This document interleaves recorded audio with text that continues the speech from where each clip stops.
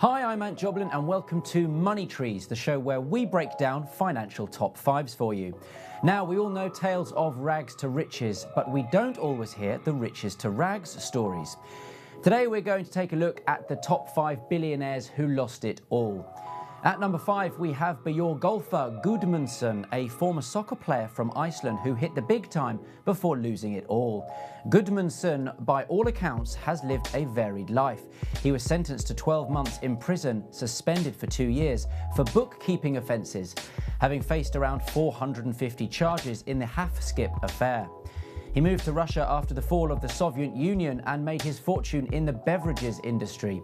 His controversial purchase of investment bank Landsbanki gave him access to untold capital that he used to leverage his personal wealth, including buying Premier League soccer club West Ham United. At his peak, he had a net worth around $3.5 billion, but became a major victim of the 2008 banking crisis. In 2009, he was declared bankrupt. Next up on our list at number 4, we have Quinn, an Irish businessman known for having a heavily diversified portfolio of business interests.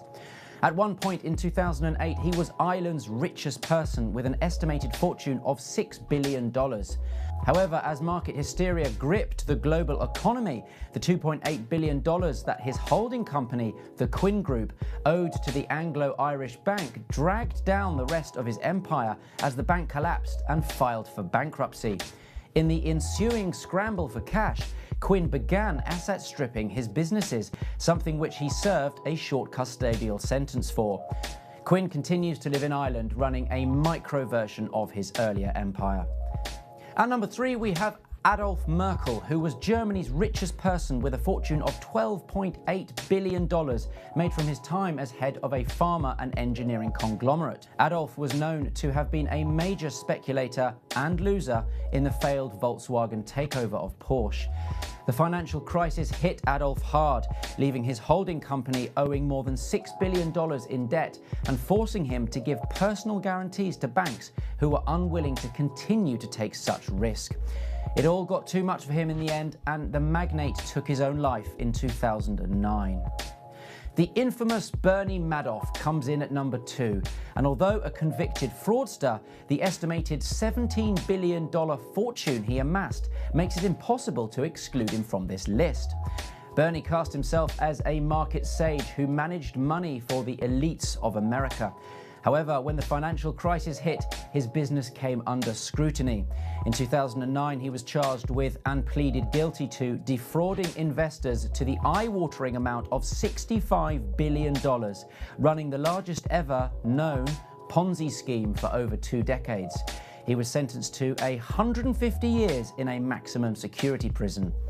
At number 1, we have Eike Batista, at one point the richest person in Brazil with a personal fortune of $35 billion, garnered from his natural resource company. At one point, Batista looked invincible. He was chairman of Brazilian conglomerate EBX Group, formerly the parent company of 5 companies traded on the Bovespa's Novo Mercado, a special segment of the Sao Paulo stock market. He engaged in a quest to promote Brazil's infrastructure with large-scale projects, such as the Porto de Açu, which eventually bankrupted his companies. Over a 2-year period, Batista lost everything, including $19 billion in 2013 alone, as his business empire crumbled, forcing him to settle massive debts to his financiers. Batista is currently under arrest and was sentenced to 30 years in prison for bribing a disgraced Rio de Janeiro governor in order to secure public contracts. So, there we have it, folks. I'll see you next week.